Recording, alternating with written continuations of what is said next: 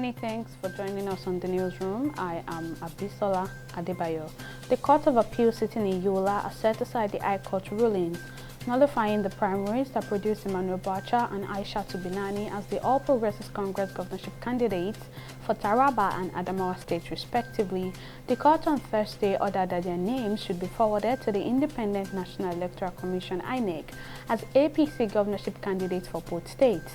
In September, Justice Simon Amobeda of the Federal High Court in Jalingo, the Taraba state capital, sacked Bacha after a petition by former aspirant David Kente. Similarly, in October, a Federal High Court sitting in Yola nullified the APC primary that produced Binani as the party's governorship candidate in Adamawa. The Lagos State government has announced traffic diversion for the upcoming All Progressives Congress presidential and gubernatorial rallies, scheduled to hold on Saturday, 26 November 2022 at the Teslim Balogun Stadium in Surulere, Lagos.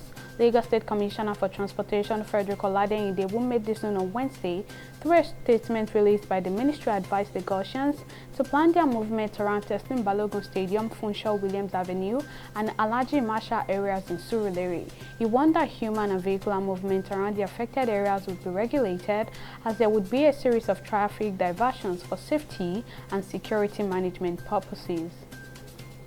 The United Kingdom says it is closely watching political parties and individuals as it relates to inciting violence during the 2023 election in Nigeria. The British High Commissioner to Nigeria, Katrina Lang, said this on Wednesday during a meeting with members of the National Working Committee of the People's Democratic Party, PDP, in Abuja.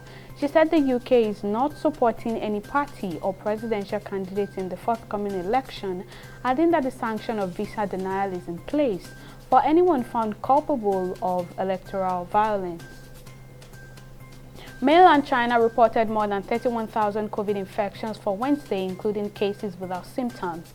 That surpassed the 29,317 seen in mid-April during the Shanghai lockdown.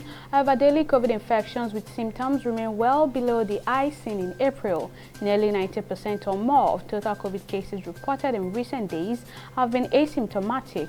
The southern city of Guangzhou, the national capital of Beijing, and the southwestern municipality of Chongqing have been the hardest hit in the latest COVID wave, but nearly all of China's 31 province-level regions have reported new COVID infections with and without symptoms each day.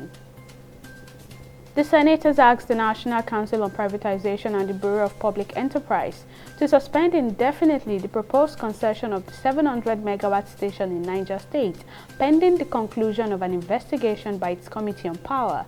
The upper chamber is requesting the deferment of the planned concession after lawmakers debated a motion sponsored by the chairman of the Senate Committee on Power, Gabriel Suswam, who explained that it will be unacceptable to concession the power plant without ensuring accountability and proper management of unsettled external loans tied to the project. Federal lawmakers, including Senate President Ahmed Lawan, supported the stance. They pointed out the abysmal failure of the privatization of the electricity sector.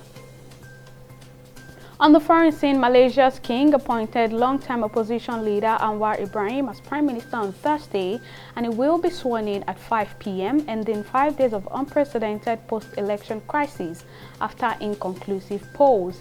Anwar's appointment caps a 3-decade-long political journey from a protege of veteran leader Mahathir Mohamad to protest leader to a prisoner convicted of sodomy to opposition leader and finally Prime Minister. His supporters expressed hope that Anwar's government would head off a return to historic tension between the ethnic Malay Muslim majority and ethnic Chinese and Indian minorities. Former Manchester United forward Cristiano Ronaldo has been blamed for 2 domestic matches for knocking a phone out of an Everton fan's hand. The 37-year-old appeared to eat the phone as it went down to the tunnel after defeat at Goodison Park in April. Ronaldo will now serve the ban at domestic level with any new club in England or abroad, although this does not apply at continental club levels such as the Champions League. Ronaldo, who left United by mutual consent on Tuesday after criticizing manager Erik ten Hag, was also fined €50,000 by the Football Association. Well, that's all on the newsroom at this time. Many thanks for watching.